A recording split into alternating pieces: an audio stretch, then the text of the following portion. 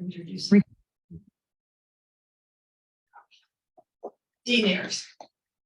You're just going to make a quick tech change here. All right. I'm going to stop screen sharing.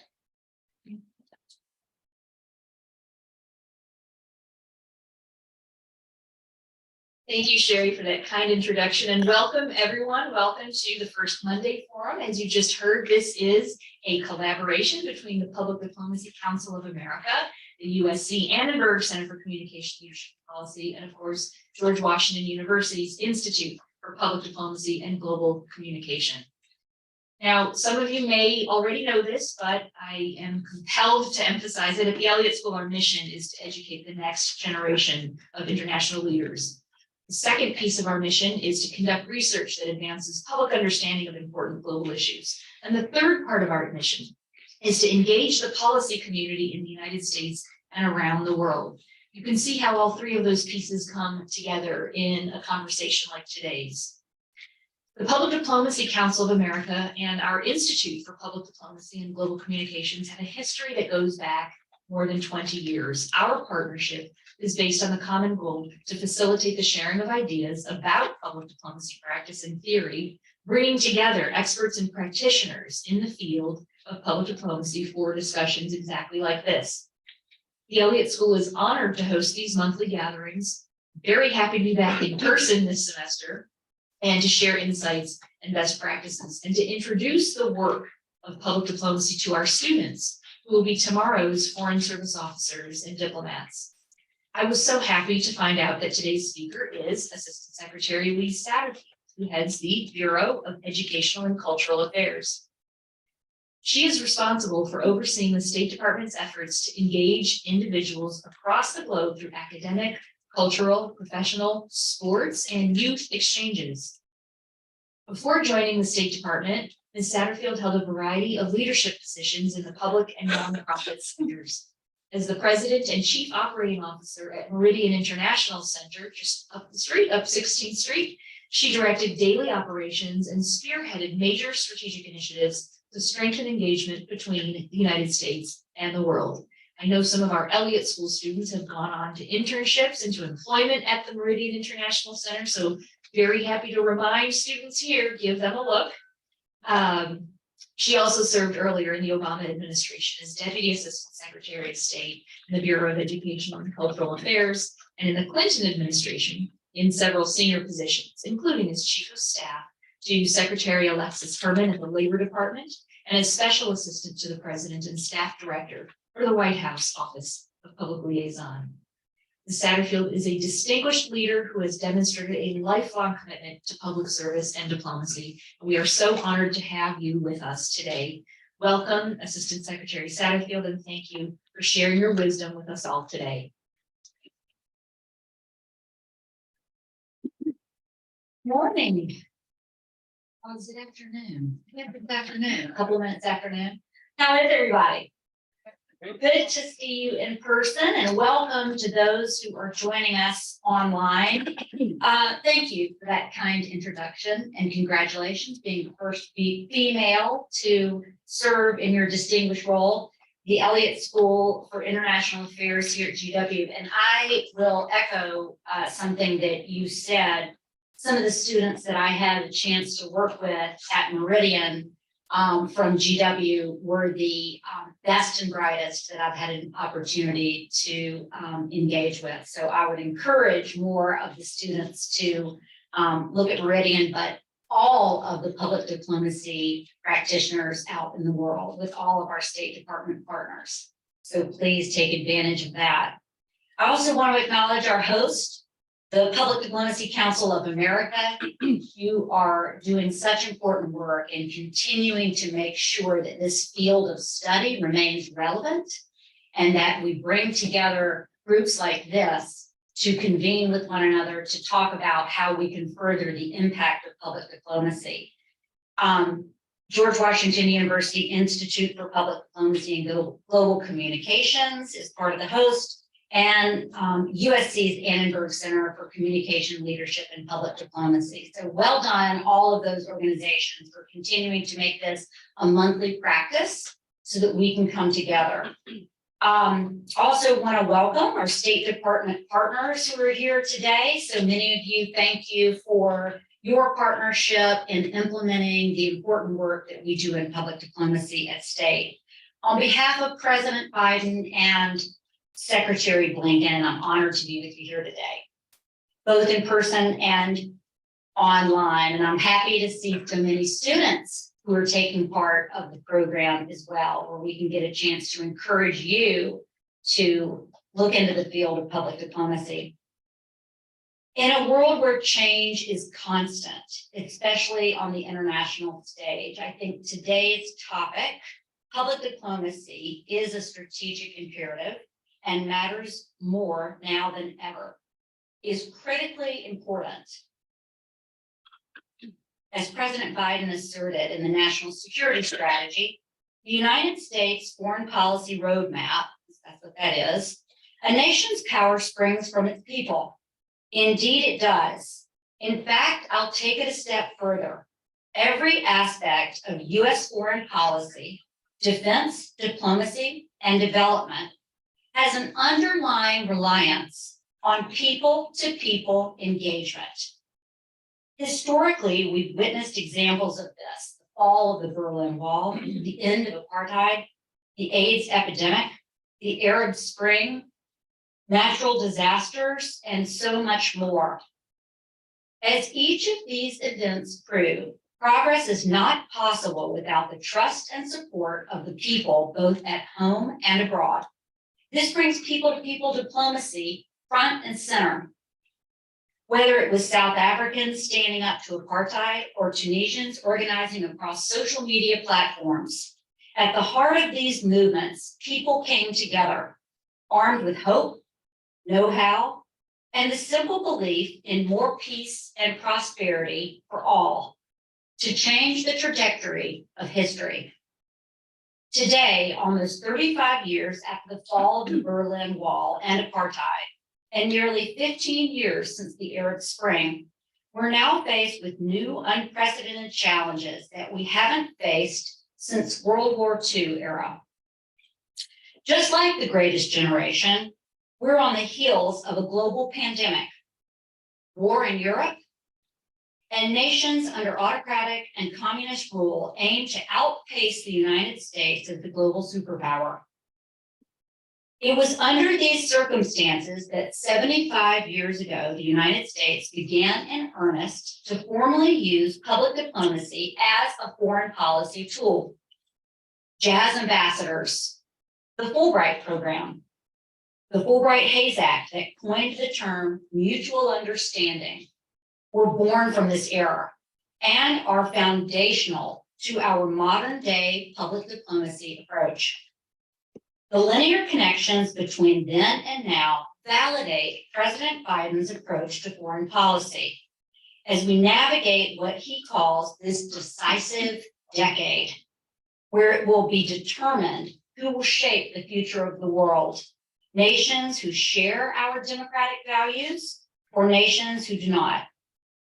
In fact, within the Biden-Harris administration's national security strategy, there are key components that drive action collectively through policy and public diplomacy every single day: strengthening democracy, promoting global economic stability, and competing with those actors and nations who are in direct conflict with our American values. Where the national security strategy states, as we create the conditions for our people to thrive, we'll also continue to make America the destination of choice for talent around the world.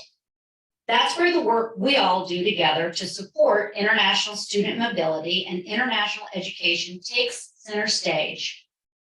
As the 2022 Open Doors Report outlined, the United States remains the top destination for international students globally. International student mobility infuses an additional $32 billion into the American economy and supports nearly 300,000 American jobs. International education is one of our top 10 exports. We recognize and appreciate the value and impact international students bring to our classrooms and our campuses and our communities. which is why we're doubling down to boost those numbers even more through increased investment in Education USA, our global advising network that supports international student mobility. But that's only half of the equation. Recognizing the impact the global health pandemic had on our American students, we're working closely with the US colleges and universities to increase the number of Americans who study abroad, with the aim of exceeding pre-pandemic levels. For students of color, first-generation college students, community college students, and students with limited financial means, study abroad may feel out of reach. This is our moment as study abroad reemerges, to ensure that study abroad becomes even more accessible to every student who seeks that life-changing opportunity. And just so you know, I'm doing my own part to increase these numbers. My youngest son, Connor, who's a junior at the University of Miami in Florida, is about to wrap up a semester abroad in Barcelona, Spain. He is an exchange student himself. I hope his classroom education is on par with his cultural education, which I can tell from his social media footprint that it's going well. Where the National Security Strategy outlines how COVAX, the global effort to deploy vaccinations around the world, is supporting global public health, the United States is promoting our J1 exchange visitors, now called Bridge USA, to bring international researchers together with their American counterparts in the US to pursue a cure for COVID-19. When President Biden speaks out against Russia's brutal efforts to destroy Ukraine, this is where our cultural heritage efforts come to the forefront. Far from the headlines of tanks and fighter jets is Russia's destruction of Ukraine's cultural heritage and identity, which gets to the heart of Russia's unjust war. The United States' efforts to preserve and protect these cultural sites and artifacts, which we're spearheading through our recent launch of the Ukrainian Cultural Heritage Response Initiative, which sends a strong signal, not just to the Kremlin, but to transnational criminal organizations, traffickers, and corrupt art dealers, that we will stand up to those who aim to destroy, damage, or steal cultural heritage around the world. These responses we've seen to our cultural heritage preservation and protection efforts, not just from the leaders in Ukraine, but also the impact of State Department supported preservation projects that I've seen firsthand on visits in Brazil, Indonesia, South Africa, to name a few. They're the underpinning and the importance of our people-to-people diplomacy work. Front and center to our national security strategy is the reality that we are in this post-Cold War posture. As a complement to our broader defense and development work around the world, our public diplomacy footprint continues to modernize and grow around the world, with nearly 700 American spaces outfitted across the globe so that the United States can be present, not just for a transactional moment in time, but for the long haul. As many of you know, American spaces are open access learning and gathering places around the world that promote interaction between local communities and the United States.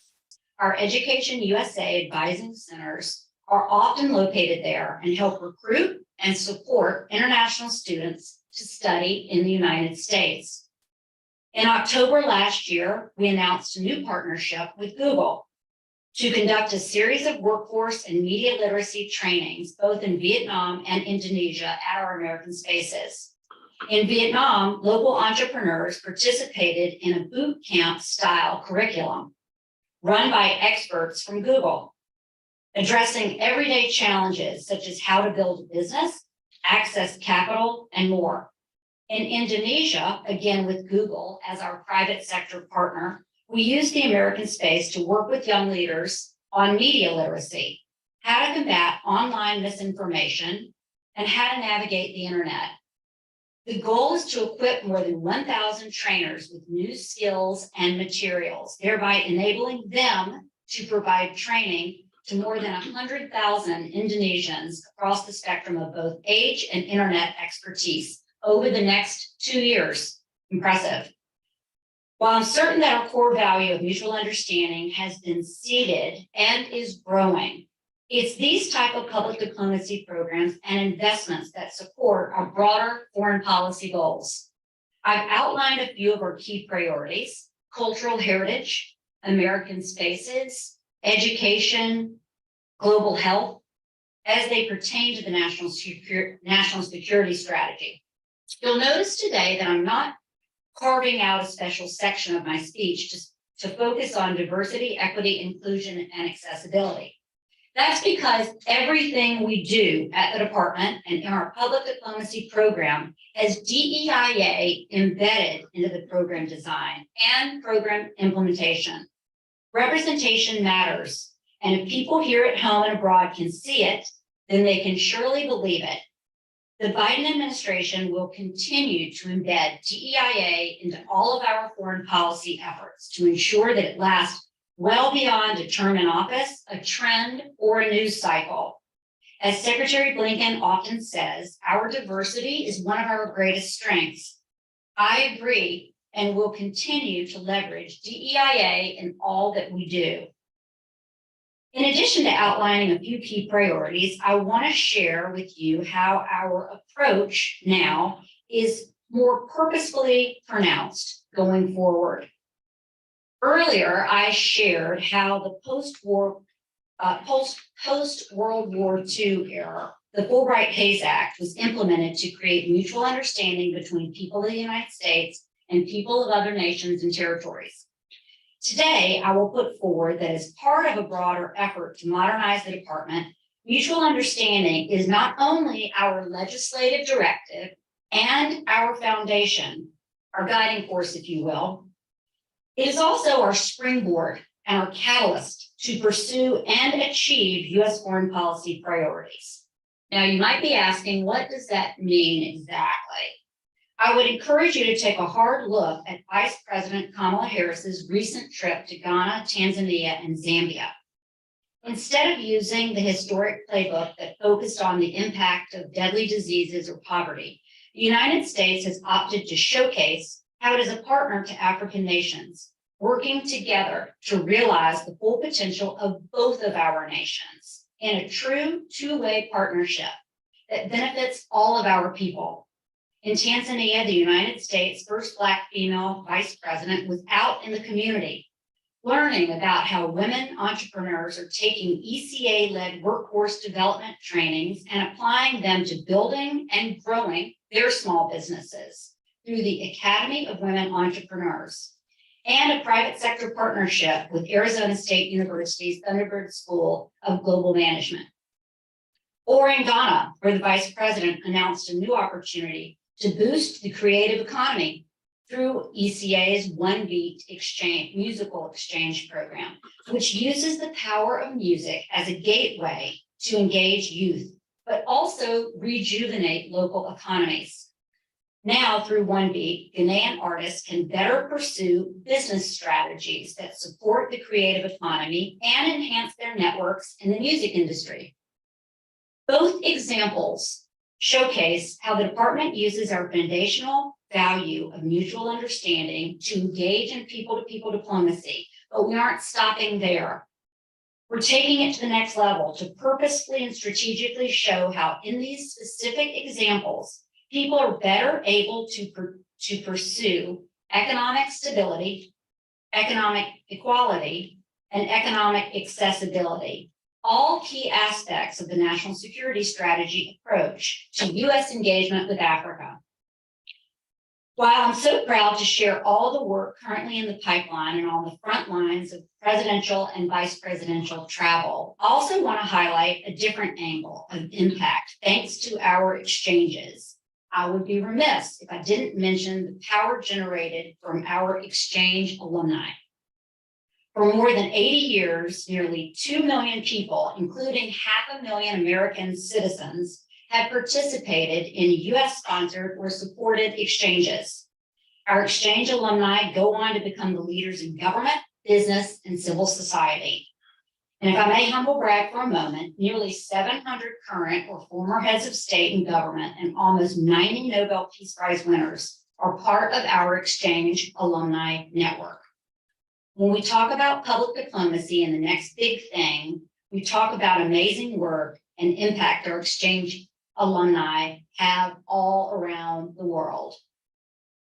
As you know, the modernization of public diplomacy programs have been driven both by the state of our world and the audience we seek to serve and reach. For over 3 years now, as part of our daily life was driven by the COVID-19 global health pandemic. As we both lived through and now emerge from COVID-19, I wanted to share that public servants and public diplomacy practitioners like those in this room and those who make up the Bureau of Education and Cultural Affairs continue to navigate, innovate, and engage through people-to-people diplomacy in new ways. Yes, our traditional in-person exchanges were paused in many cases, though there were a few that continued, such as the Fulbright program that had 4,000 international students and scholars in the United States who continued their programs in universities.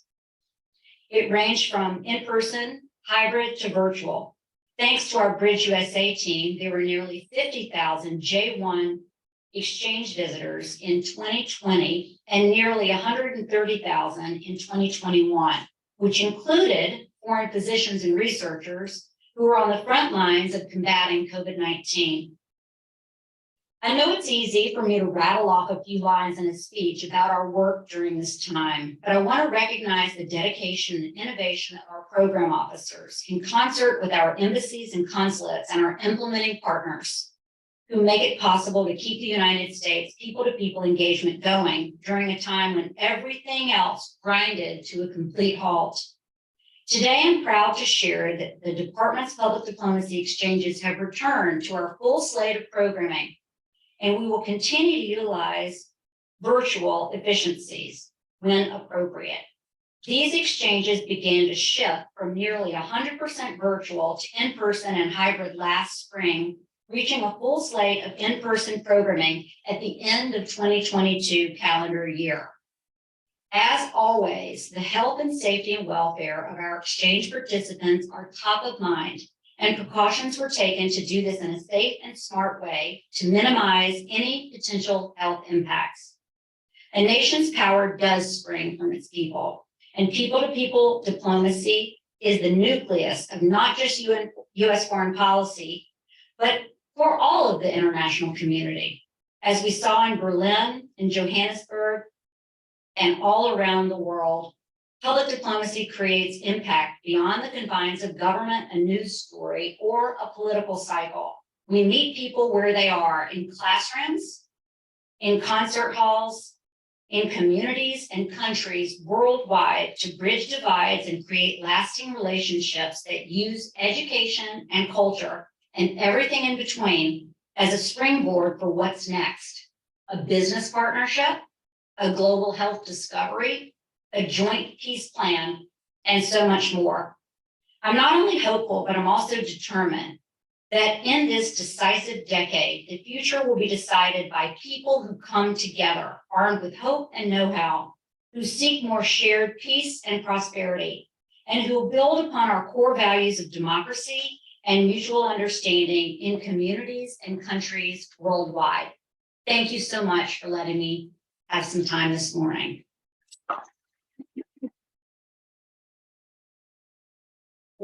Sure. Happy to. Yeah. And if I could introduce, do you mind if I introduce some of the team that's here from ECA? Because during the Q&A, I might call on them to help answer some of the questions. So Michelle, would you please stand? Michelle Peterson is a Foreign Service Officer who's the Director of Policy and Planning at ECA. Jillian Duty, who is my Chief of Staff, who's worked with President Biden most of her career. Tally Sargent, who's the Director of Task on Communications and Press in my office. We worked together in the Obama administration. And Russell Solomon, who's also with us from Press and Communications and worked on the Hill. And we're so happy to have him here as well. So they're doing a lot of the hands-on day-to-day work. I just wanted to acknowledge and recognize them, and maybe we'll call on them to ask some questions too in a little bit.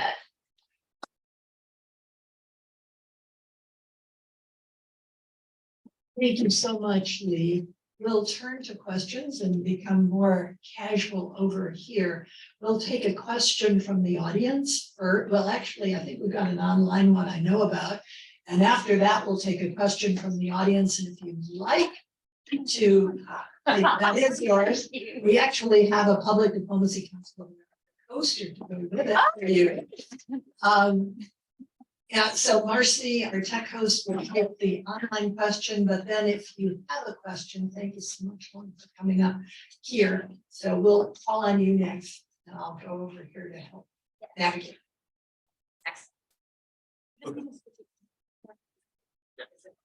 Okay, perfect. So we will be fielding questions. Every other question will be from somebody online versus in person. So the first question is from Larry Schwartz. Countries around the world are expressing frustration with the United States because so many of their national antiquities are being stolen for illegal export and sale to American collectors.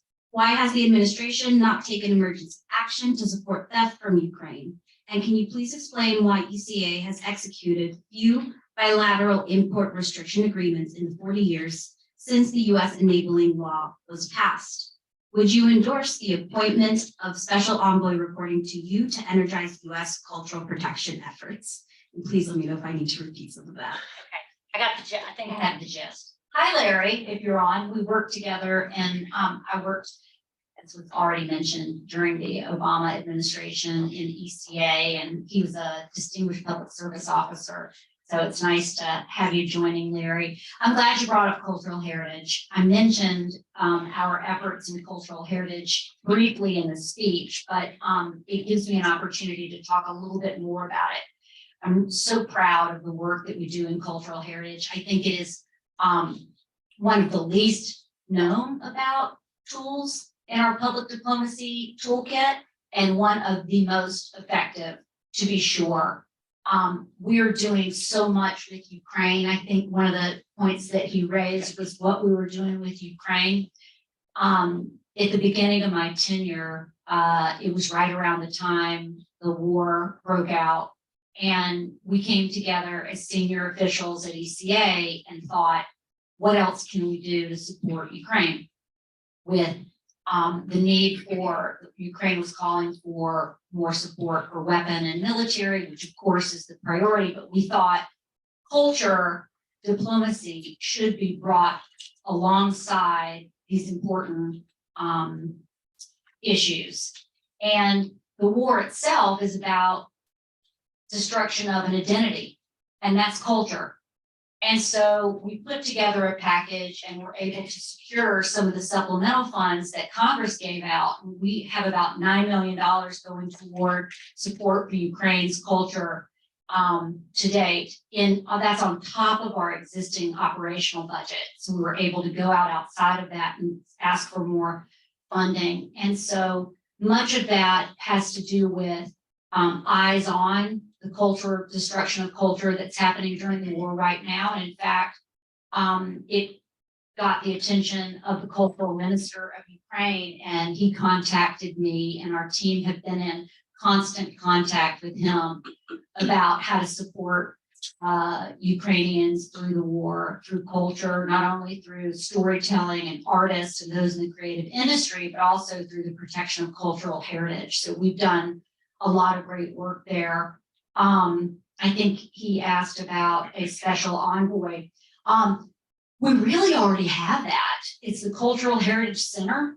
It's headed up by a Foreign Service officer and a team of experts. They are archaeologists, anthropologists, they're scientists in their field. They work directly with countries all around the world to create the bilateral agreements that were mentioned in Larry's question. And I think that we've done an outstanding job in putting together more and more of those agreements. And those agreements, what they do is that they allow the United States to bring a whole of government approach to combating illegal trafficking of items that are stolen, often to fund terrorism or war, et cetera. And so we have law enforcement officials from the United States and in other countries to kind of come together and see how we can have a different approach to successes in combating illegal trafficking of artifacts. And we've had a couple of good successes. I'll mention one in Cambodia, where we were able to find some significant pieces that were unfortunately taken out of Cambodia, and a art dealer thought he was purchasing something legally. And when the evidence was shown to him, he returned those artifacts. And just last week, they were repatriated to Cambodia. And that goes such a long way in showing the important relationship and what the U.S. values in terms of cultural heritage and property. That was a long answer. I'm very sorry that I went on so long. There's so much good work happening in Cultural Heritage Center. I would encourage everybody to go and take a peek on our website. And also, we just launched a partnership with Google. What's the Google app called?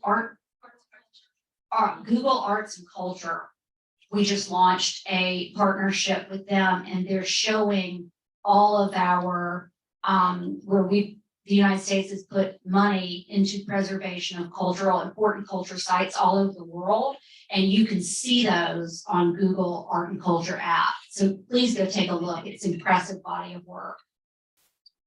Please introduce yourself. Good afternoon. My name is Laurel Schwartz. I am a columnist for the ChinaProject.com, and I also recently returned from working as a principal at Canadian Chinese schools in Beijing. I appreciate that you're here, and I appreciate that one of the things that you mentioned is the importance of the Fulbright program. As you know, the previous administration signed an executive order that ended the Greater China Fulbright program. What are the administration's plans to restart the China Fulbright program now that the pandemic is behind us and borders are reopened? Thank you. I think it's important to underline how important people-to-people relationships and networks are, and you made that point right out of the gate. Whether it's a Fulbright program, our International Visitors Leadership Program, which Sherry mentioned at the beginning, that brings thousands of international leaders from all over the world, including China, to the US to build relationships and networks and community with one another. It's more important than ever before, relationships. And we'll take a look at that, working closely with members of Congress and the White House and others to determine steps to move forward. But I think it's important to say that we're continuing relationships people to people with China, even so now. Marcy, is there an online question? And then Mark, we'll go to you. We have a question from Haley Pottle, a rising professional member of PDCA. She also works for USAID and is a United Nations graduate fellow. So her question is regarding public diplomacy efforts and its intersection with multilateral and the private sector.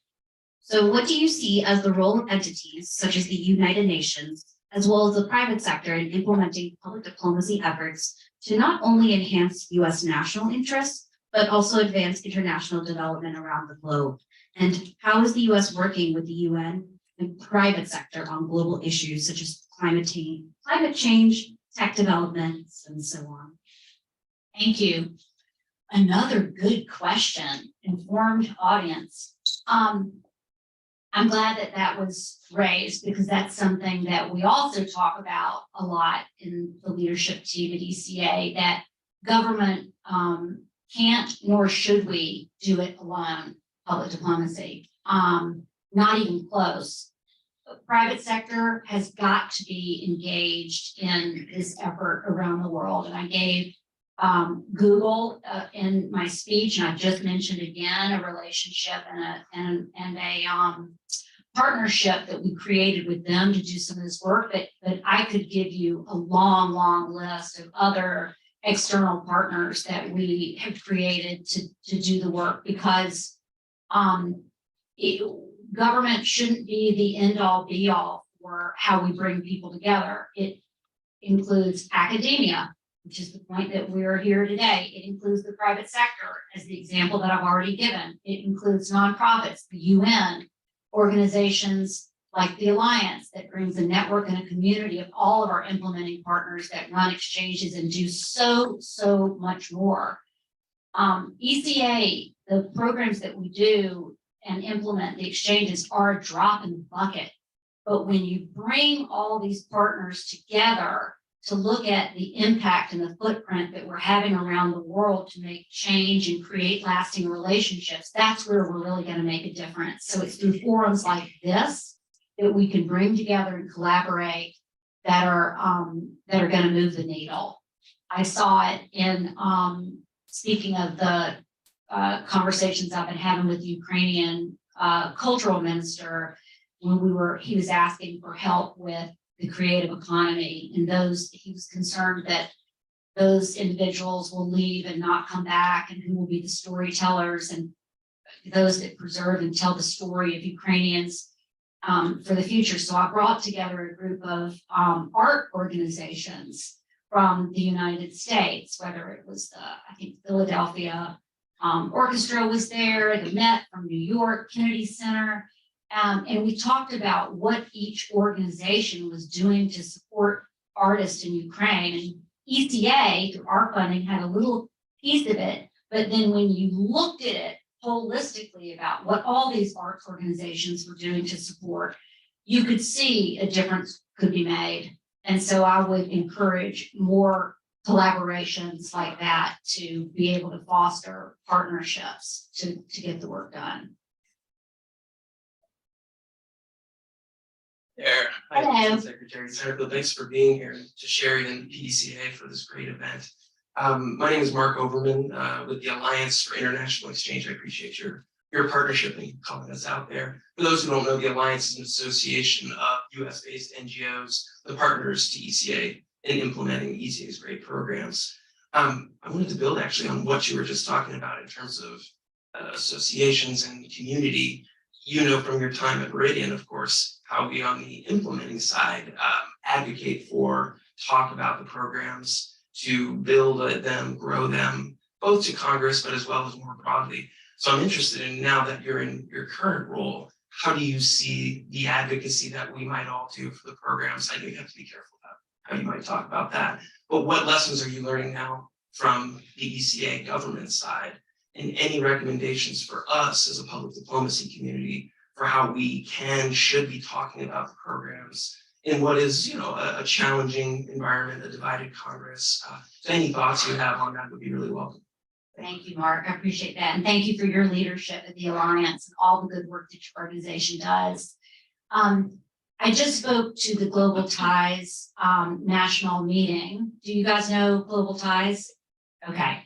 Amazing organization that does all the real work out in the field, as we say, all around the United States. And they mentioned that for the first time in 3 years, because of the pandemic, they were able to do their advocacy day. And they went up to the Hill and had about 150 of the Global Ties Network meeting with members of Congress, senators. They saw the chair of the Senate Foreign Relations Committee, which is a powerful, important committee. And we're able to talk to a number of staff about the work that they're doing locally. The more we can get organizations doing, so it's not just the Alliance, it's every organization participating and telling our story, the better off we're going to be in the long run. I think the best message we can send, from a domestic perspective, is that this work has significant bipartisan support. I like to tell people that I was nominated by President Biden to serve in this role and introduced at my hearing in the Senate by Lindsey Graham, my home senator. And that, sorry. Are you proud of that it was, that I am proud of the fact that it is such a bipartisan, strongly supported effort of work that I would have that level of interest and support. And I think it speaks to the work that we do in a divided, more and more divided and divisive world, including in the United States. The fact that we can look at public diplomacy as a tool that Democrats and Republicans all agree is important is pretty big deal. And I think we can talk about that. And I think that's something to be proud of and something that we should say and remind people of. It reminds me of one other example of a bipartisan, interesting opportunity. Mike McCall, who's now the chairman of the Budget Committee in the House, a member from Texas, just announced a bill called Peace Through Music Diplomacy Act. He was working on it for 5 years. He put it in the NDAA, and the president signed it in December. And it calls on us in ECA to build on the music exchanges that we currently already run and get more private sector involvement from the United States in supporting and promoting those who use music to bring about peace around the world. And it's just another good example of how we can find ways that we can come together to move the needle and make things happen around the world. Thanks. We probably have time for 1 or 2 more questions. So if we could be crisp. Thank you, Matt. Thanks for taking the time to come speak to us today. It seems that you've noted that. Introduce yourself. Yes, my name is Matthew Wallen. I'm the COO of the American Security Project. It seems that you've identified correctly that public diplomacy is a strategic imperative and is more important than ever. And it seems that the Russians have figured this out as well. Not in that the Russians are being successful, but more that the Russians have figured out that US public diplomacy efforts during the Cold War were extremely successful. They know our playbook and they're actively working to shut that down. They made things like exchanges much more difficult to accomplish. They've shut down our international broadcasting. What are you doing at ECA to try to combat this and try to break through where they're closing? Yeah, that is the harsh reality of what's happening around the world. It's also interesting that more and more countries are taking a page out of our playbook and doing some of their own public diplomacy initiatives that they hadn't done before until they saw that it's a successful strategy. But the difference that we have now is that our values will outshine values of our competitors around the world. And when we lead with making sure that American values are what we represent to those who participate in exchanges, I think that'll be the difference maker. We've been saying all along that I mentioned it in the question about Fulbright earlier. People to people diplomacy is about relationships outside of government. So we're doing all we can to continue to reach those audiences through these kinds of programs that get directly to people all around the United States through those organizations like Global Ties and the Alliance, who are doing all the real work to help our ambassadors build relationships with people that they've identified all around the world. So we're doing it in many ways through the exchange programs that we run right now, and through our global public affairs officers at the State Department. I think we have time for 2 more quick questions. And I want to sneak one in as well, which is that how do you relate Assistant Secretary Satterfield to the new Office of City and State Diplomacy? And I don't know if we should take the other 2 questions. Why don't we let you have at that? Thank you for your patience. Your first name is Sunny. Sunny. Thank you. Why don't you speak to that first? Yeah. So does everyone know what Sherry's talking about? There's a new effort at the State Department to create an office of subnational diplomacy so that we can bring governors and mayors and others into the fold. We're actively introducing that office to our network and community. That office just spoke to and had a really amazing session at I keep mentioning the Global Ties session only because it just happened last week, and it was 3 days of a lot of good work. And that office came to that session and were able to meet directly with people around the United States. I think the best thing that we can do is not try to duplicate efforts, but try to use the network and the community we have to build on the work that's already taken place. And I think they are incredibly receptive to that and frankly thrilled that that community of people exists. Sunny, thank you. Thank you. I'm Sunny Sumter, CEO of the DC Jazz Festival. Oh, cool. And thank you for your work at Meridian. And I'm so happy that you're Assistant Secretary. So my question is, with Jazz Ambassadors now that is now American Music Abroad, as the leader of a nonprofit that does vibrant work with embassies around the city. In fact, this month alone, we have events with Cuba. Next month, we have the Italians we're working with. Later in the year, it's with the French and the Japanese. How can we be more engaged with American Music Abroad as a nonprofit? So many of us are great drivers to support this work. So what can we do and how can we be more? Awesome. Well, thank you for what you do. I think it's International Jazz Day next month, if I'm remembering correctly. Look at her, May. I should have said that. Yes. April is Jazz Appreciation Month and International Jazz Day is April 30th. April 30th. See, how about me for knowing that? So stay tuned because I mentioned the Peace Through Music Diplomacy Act that got passed through Congress. And I should have mentioned it was a Mike McCall had been working on it, but that was a bipartisan bill. I think Leahy, and I can't remember who the other members of Congress and senators were who sponsored that bill, but it was a bipartisan bill. And we're looking through that to build on a network to influence music. And so there are currently 4 programs that we run at State Department that are music, One Beat, American Music Abroad. What are the other 2? Next Level, which is a hip hop collaboration program.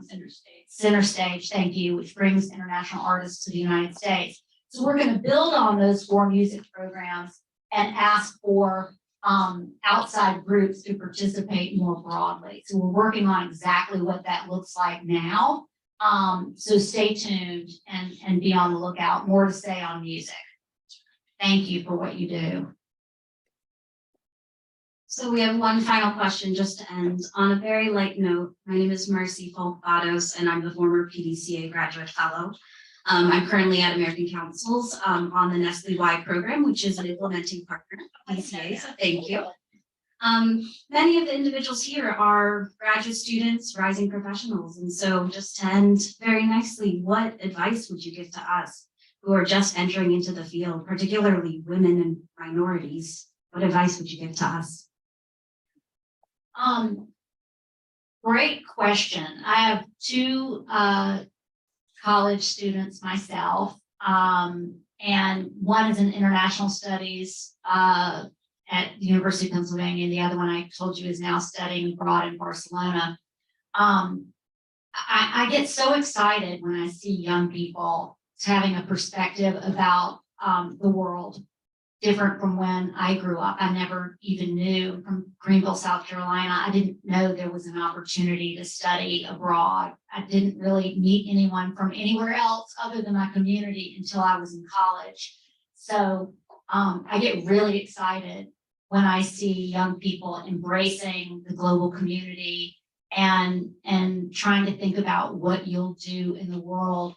I would say, there's so many opportunities that you don't even know about yet. So take a minute to do the research. Taylor's nodding her head, and we work together at Meridian, and I'll call on her to speak to this as a student. What did she do to find out about it? And I asked her this when she started at Meridian. I was like, how did you find out?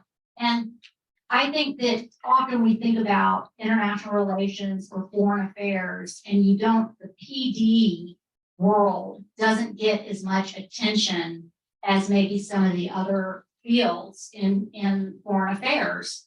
And so I would say, take a minute to look into what different types of fields there are that are related to foreign affairs, because you'll be amazed at what you unearth. I mean, to the example of the jazz nonprofit that's operating in DC. You might combine an interest. You might say, I'm a foreign affairs student, but I really love music. And you'll be amazed at finding a way to combine those two things. So I think I would just take time to do some research. Taylor, any other suggestions for students out there? Look at State Department exchange programs and also an alumni of Congress Bundestag Youth Exchange for young professionals. So, and that's a really, really good insight into all the things that State Department and the broader public diplomacy field have to offer. So check out our website for opportunities to participate. Thank you so much. Thank you. That includes our Q&A for today, and I will hand it over to Joel Fishman. Thank you, Marcy. Assistant Secretary Satterfield, thank you. We hope this is only the beginning. We look forward to your return at an appropriate time. You're on the hook. And we look forward to continuing work, close coordination with ECA as we work to underscore the importance of the Bureau's work and the public diplomacy in general. Thank you. Thank you so much. Thanks, everyone. Appreciate your time today.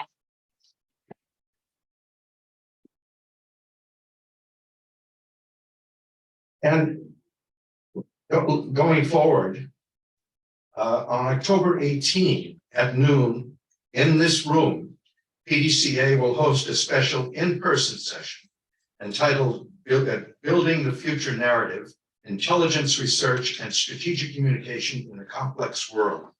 The program will feature PDCA member Jake Satterfield, Director of the Center for Futures Intelligence at National Intelligence University. Because of the nature of the subject matter, we will not have an online component for this program. Is Peter Kovac here? No. Okay, well, he'll be coordinating, and I was going to suggest that you ask him for more information on the program. Anyway, I can help Joel if anybody. Okay, if anybody has- Later. Sherry is the font of all knowledge here.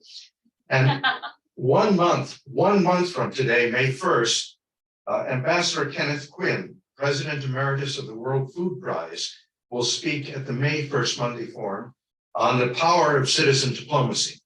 Since Ambassador Quinn will be speaking from Des Moines, this program will be entirely on Zoom. And again, our expert here is Sherry. And then related programs on April 3, the U.S. Advisory Commission on Public Diplomacy and the Stanford Center on Democracy, Development and the Rule of Law will co-host a panel discussion on the role of public diplomacy in democracy promotion. On April 13 and 14, the Santa Fe World Affairs Council is sponsoring a 2-day symposium when Ukraine meets Russia head on. And again, our expert there is Pat Kushlis, a member of the PDCA board, who is probably online since she is in Santa Fe. And finally, on April 25, PDCA rising professional Bob Greenbaum is organizing a panel discussion on U.S. public diplomacy in Central America, presented by the American Academy of Diplomacy. And further information is in the weekly update, which Sherry edits. And Claudia. And Claudia, sorry, right there. And is distributed every Sunday. You should consult yesterday's edition. Chris, does the Institute have anything you want to add to that? I'd be happy. Go ahead. It's a real pleasure for us at the Institute for Public Diplomacy and Global Communications also to host a number of events. Of course, we receive many of the foreign scholars that come. We have from the UK, Dr. Ben Laughlin, who is doing a discussion tomorrow, in fact, on the national narratives and talking about Russia-Ukraine issues.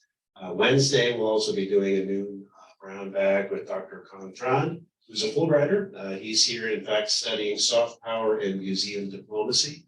See, Dr. Lee is here, and you'll be doing a presentation later in the month as well, Dr. Lee. So that's one of the, I think, great partnerships, having an institute like the IPDGC, here at GW, able to receive a lot of the international scholars that are here. And so keep in touch with us as well, and we'll be able to invite you and let others know. And if you have future programs you'd like to have us participate in, we're always happy.